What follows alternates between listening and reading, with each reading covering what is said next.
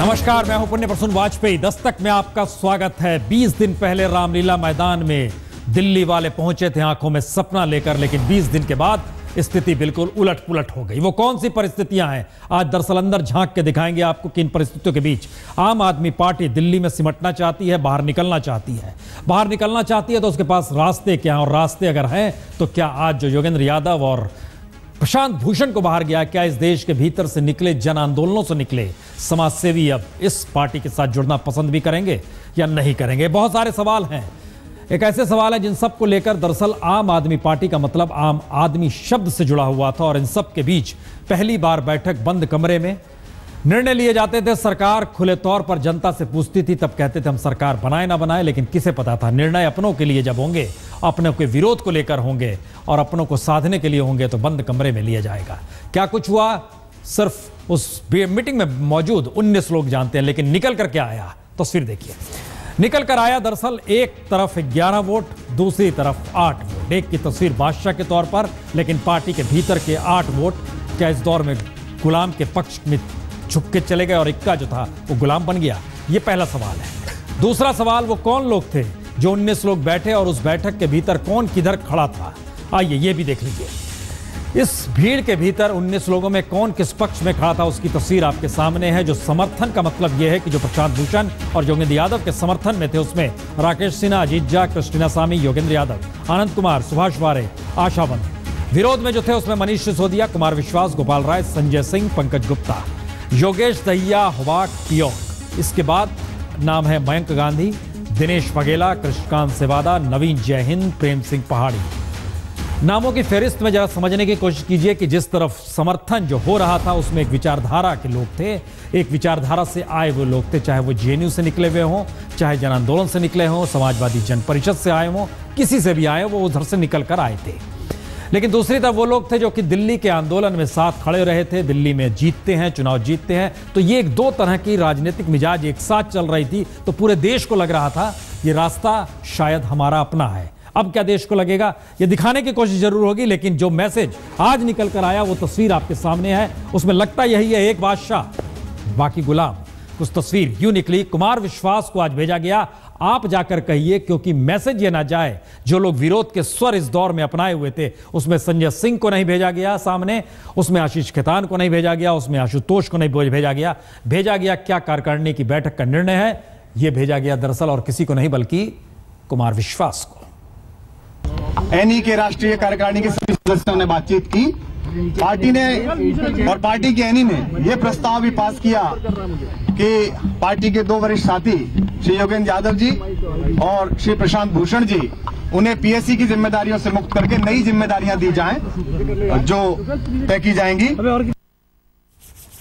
Screen पे अक्सर आपको कुमार विश्वास इस दौर में होली के रंग में डूबे हुए अलग अलग चैनलों पे भी नजर आ रहे होंगे। होली में मस्ती है, कवि हृदय है, लेकिन इन सब के बीच एक सवाल यह है कि इतनी बड़ी राजनीतिक पार्टी को लेकर देश के भीतर जो राजनीतिक बहस चल रही थी, उन सब को मिजाज में क्या राष्ट्रीय कार्यकारिणी की बैठक के बाद लगता है एक बड़ी ही सतही पार्टी के तौर पर यह निकल कर आ गई है। क्योंकि पार्टी से निकले नेताओं ने इस बात का एहसास अपनी बातों से करा दिया कि हम पार्टी के साथ खड़े हैं, कुछ भी नहीं बोलेंगे, यानी बोलने का मतलब घातक होगा। शायद इसीलिए हमें लिखना पड़ा बाकी गुलाम। क्या कहा, लेकिन सुनिए। ये पार्टी देश में न जाने कितने लोगों की आशा का पुंज है, और चाहे जो हो ये आशा नहीं टूटनी चाहिए, ये आशा बनी रहनी चाहिए। और मैं पार्टी के एक अनुशासित कार्यकर्ता की तरह पार्टी मुझे जो आदेश देगी, मुझे जो भूमिका देगी, वो मैं पूरी तरह से निभाने की कोशिश करूंगा। वो जो ऑफिशियल स्पोक्समैन है वो बता देंगे। राष्ट्रीय कार्यकारिणी ने बस ये तय किया है कि मैं और योगेंद्र यादव अभी पीएससी के मेंबर नहीं रहेंगे। जो तय किया गया है उसी दिशा में चीजें जा रही हैं। हमको लगता है कुछ दृश्य आपके जहन में आने चाहिए। ये दृश्य आंदोलन के दृश्य हैं, ये आंदोलन के बाद राजनीतिक पार्टी के दृश्य हैं। अब से नहीं जुड़े हैं प्रशांत भूषण, उस वक्त से जुड़े थे जब ये आंदोलन शुरू हुआ था, अन्ना आंदोलन। लौट जाइए इन सब के बीच 3-4 साल पहले तब की ये स्थितियां हैं जिसमें खुद प्रशांत भूषण मंच पे खड़े होते थे अरविंद केजरीवाल के साथ। ये कौन सी लकीर इस दौर में खिंच गई, वो कौन सी लकीर किन लोगों ने खींच दी, एक सवाल है। इस दौर में महत्वाकांक्षा बढ़ गई। ये दूसरी तस्वीर पार्टी बनने के बाद की है, जिसमें पार्टी बनती है और योगेंद्र यादव शरीक होते हैं। न सिर्फ शरीक होते हैं बल्कि संविधान लिखने से लेकर हर चीजों में जुड़ते चले जाते हैं। हर प्रेस कॉन्फ्रेंस के जरिए साथ निकल कर आते हैं और लगता ऐसे है कि भारत के भीतर एक ऐसे राजनीतिक दल में आ रहा है जिसमें वामपंथियों के बुद्धिजीवी वाले मंच की स्थिति भी इसके साथ जुड़ रही है।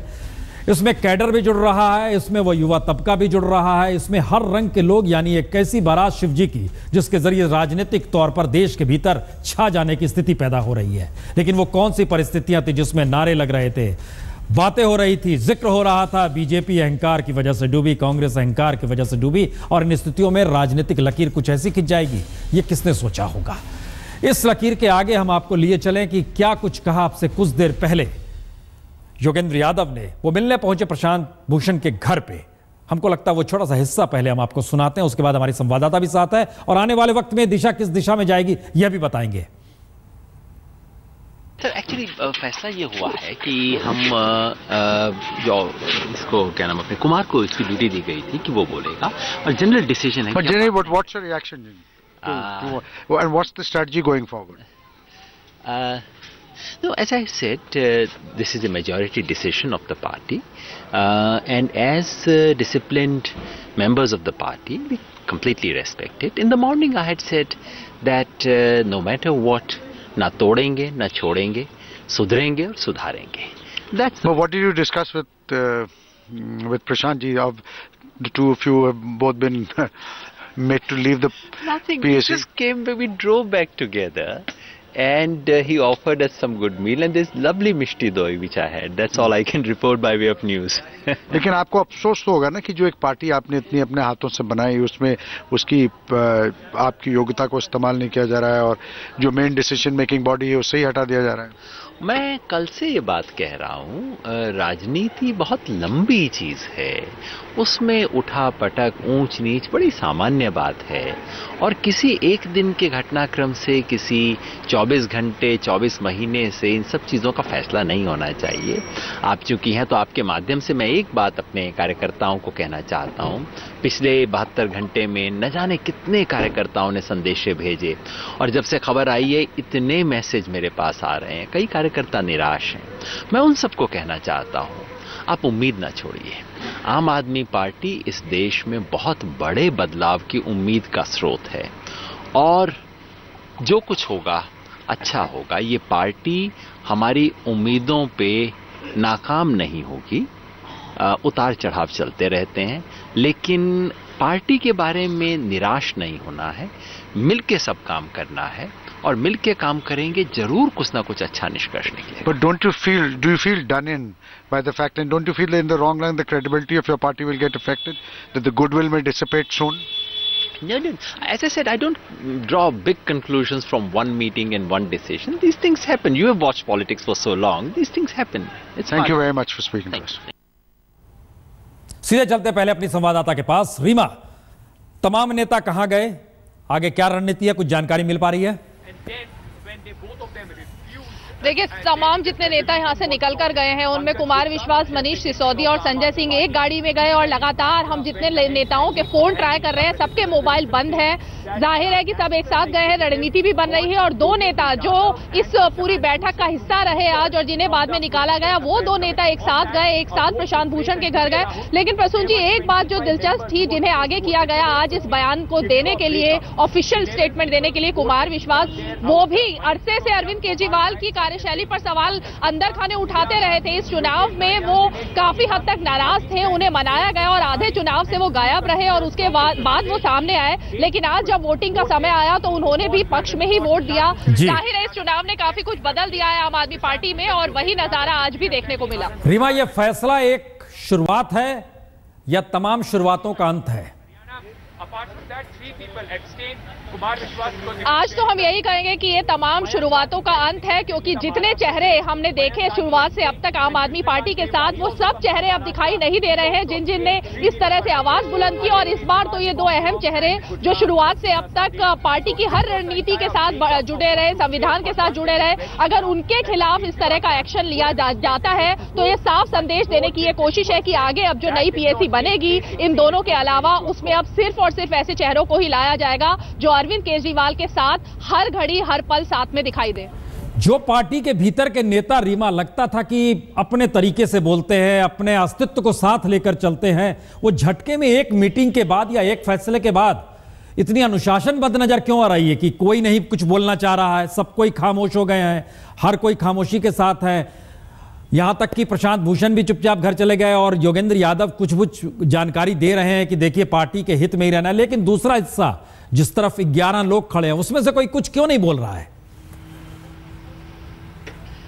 बिल्कुल, देखिए कोई कुछ नहीं बोल रहा है प्रसून जी, और आज सुबह से भी हम लगातार देख रहे हैं कि जिन नेताओं ने बोला भी था पिछले 3 दिन में वो भी आज सुबह से चुप्पी साधे थे, चाहे वो संजय सिंह हो, आशीष खेतान जिन्होंने 2 दिन तक ट्वीट किया लेकिन आज सुबह ट्वीट करके उन्होंने माफी भी मांगी। तो ये कहीं ना कहीं इशारा किया गया है पार्टी आलाकमान जो कि अरविंद केजरीवाल है उनकी तरफ से कि क्योंकि अब जब 2 नेताओं के खिलाफ एक्शन लिया ही जाने वाला है तो कम से कम इस लिस्ट को और लंबा ना किया जाए। और सवाल अब अंदर खाने ये भी खड़े हुए हैं आज जिन 8 लोगों ने पक्ष में वोट दिए है योगेंद्र यादव और प्रशांत भूषण के, कि क्यों 3 दिन से जो नेता इन दोनों के खिलाफ बयानबाजी कर रहे थे उनकी बयानबाजी को दरकिनार रखा जाए और इन दोनों की बात को ही सिर्फ सबसे ज्यादा उछाला जाए। ये भी मुद्दा आज की बैठक में उठा, लेकिन जाहिर है क्योंकि स्क्रिप्ट पहले से लिखी जा चुकी थी, सुबह से लिखी जा चुकी थी और वही फैसला सिर्फ होना था जो पहले से तय किया जा चुका था। ओके, ये रास्ता जाता किधर है ये हर जहन में होगा। ये रास्ता क्या दिल्ली से बाहर जाने के लिए अब मचलेगा? ये रास्ता दिल्ली के भीतर कुछ ऐसा राजनीतिक प्रयोग करके बाहर जाना चाहेगा? इस रास्ते के बाद क्या देश भर के जन आंदोलन से जुड़े लोग क्या वाकई शरीक होना चाहेंगे इस पार्टी में, या फिर इन सब के बीच ये जिसका विकल्प बनने जा रही थी, जिस नई राजनीति की आस पूरे देश में जगा रही थी, उसके अंत की ये शुरुआत है? क्या कहा जाए, रिपोर्ट देखिए। विचार आप रोक नहीं सकते और संघर्ष बिना विचार बड़ी सफलता पा नहीं सकता। तो क्या आम आदमी पार्टी पहली बार संघर्ष और विचार के टकराव से गुजर रही है? क्योंकि योगेंद्र यादव और प्रशांत भूषण की पहचान विचारधारा के साथ रही है, वहीं केजरीवाल की पहचान संघर्ष करने वाले नेता के तौर पर रही है। और दिल्ली में आम आदमी पार्टी का सच यही है कि केजरीवाल के संघर्ष पर बौद्धिक नेता विचारधारा का मुलम्मा चढ़ाकर अपने विचारों की सफलता असफलता भी आंकते रहे और केजरीवाल विचारधाराओं की राजनीति में संघर्ष करते हुए खुद को आम आदमी ही बनाए रहे।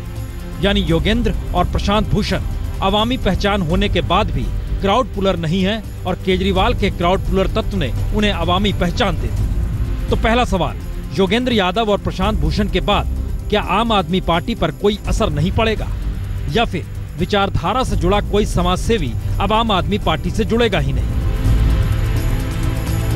याद कीजिए, चुनावी संघर्ष के दौर में आम आदमी पार्टी के खुले कैनवास पर पहली बार रंग भरने की केजरीवाल ने दिल्ली के ऐतिहासिक जनादेश के बाद ही सोची। जब तक वो रंग भरते उससे पहले ही दिल्ली के प्रचार की कमान संभालने वाले नेताओं ने रंग कीचड़ की तर्ज पर भरना शुरू कर दिया। प्रशांत भूषण की शागिर्दगी में केजरीवाल के दरवाजे तक पहुंचे आशीष खेतान ने आम आदमी पार्टी के कैनवास पर ऐसा रंग डाला कि झटके में अन्ना आंदोलन के दौर से संगठन संभाले नायक प्रशांत भूषण खलनायक नजर आने लगे। और 2013 में जब आम आदमी पार्टी का संविधान बन रहा था और राजनीतिक परिभाषाएं गढ़ी जा रही थी, तब रात रात भर जाग कर जिन्होंने कलम चलाई, तर्क दिए, विचारवान संविधान बनाया, उस समूह में एक नाम योगेंद्र यादव का भी था। लेकिन कैनवास पर रंग भरते वक्त झटके में योगेंद्र यादव को भी जनादेश के नशे में नायक से खलनायक बना दिया गया। दरअसल पार्टी नेताओं से नहीं जनता से चलती है, कुछ यही सोच दिल्ली के जनादेश से निकली और आम आदमी पार्टी से।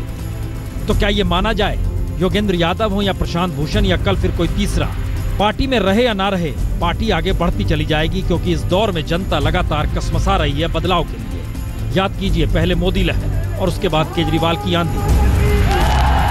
तो क्या चुनावी सत्ता सिर्फ प्रतीकात्मक बदलाव के तौर पर नजर आ रही है और इस दौर के आगे भी बहुत कुछ इस देश को देखना है? यानी बात सिर्फ आम आदमी पार्टी, योगेंद्र यादव, प्रशांत भूषण, केजरीवाल या मोदी तक नहीं है।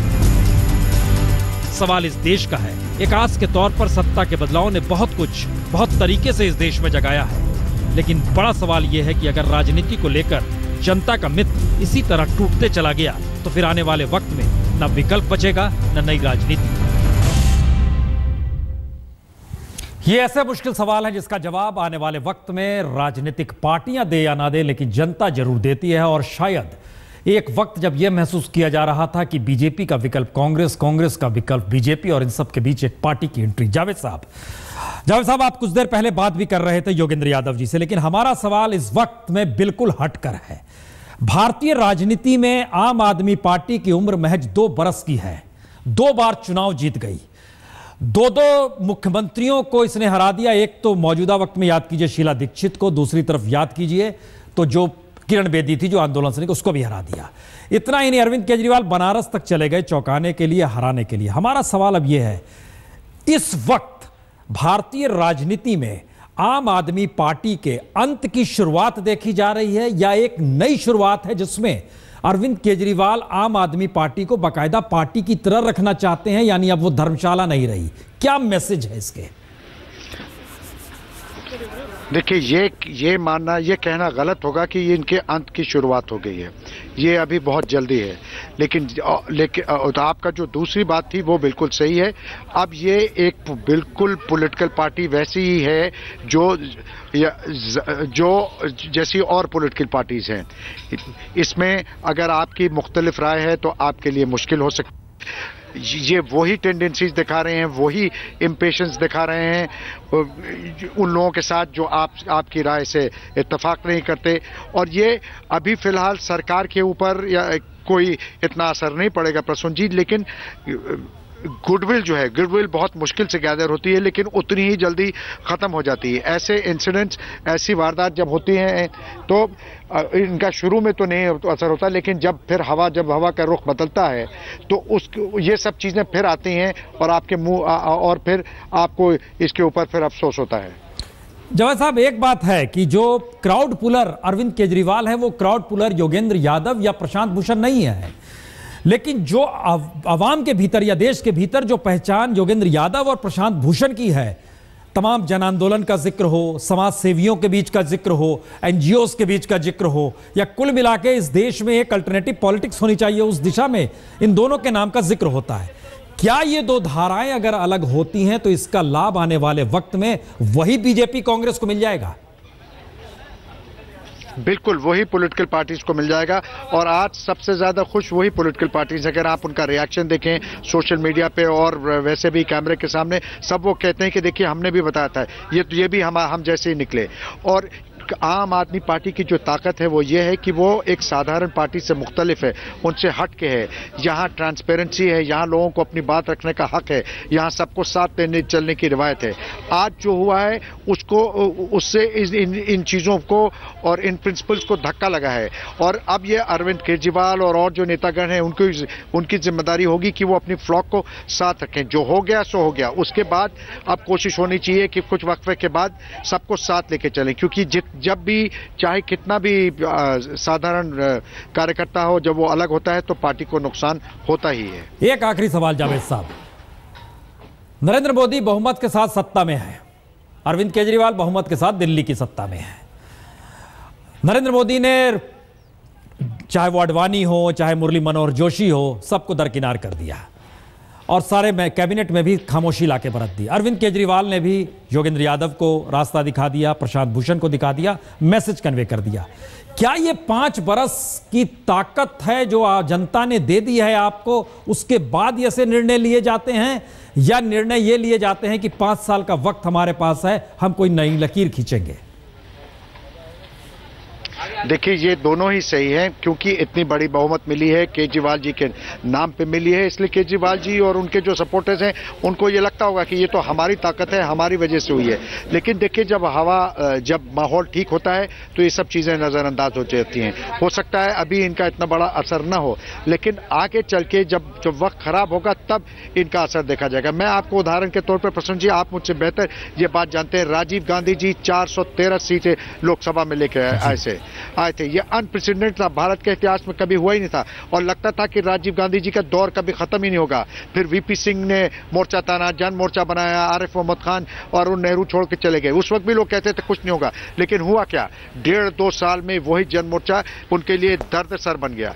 इसलिए समझदारी ये होती है नेता की कि अपने रसूख को, अपने असर को इस्तेमाल करके सबको साथ दे। डिफरेंसेस हर जगह होते हैं, लेकिन सबको साथ लेके जो चलता है वही पॉलिटिक्स में कामयाब होता है। चलिए जावेद साहब, बहुत बहुत शुक्रिया आपका। परसेप्शन पे राजनीति चलती है, साख पे नेता चलता है। छोटा सा ब्रेक। जिस तरीके से नेशनल एग्जीक्यूटिव आम आदमी पार्टी ने फैसला दिया, उसमें एक बात बहुत साफ है कि एक लकीर पार्टी के भीतर खिंच गई है, क्योंकि योगेंद्र यादव और प्रशांत भूषण को लेकर 8 पक्ष में थे और दूसरी तरफ 11 ने विरोध किया।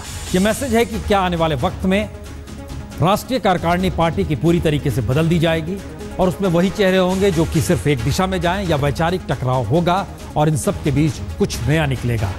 छोटा सा ब्रेक ले रहे हैं, ब्रेक के बाद लौटेंगे, तब बताएंगे आपको। इससे एक कदम आगे बढ़ते हुए आप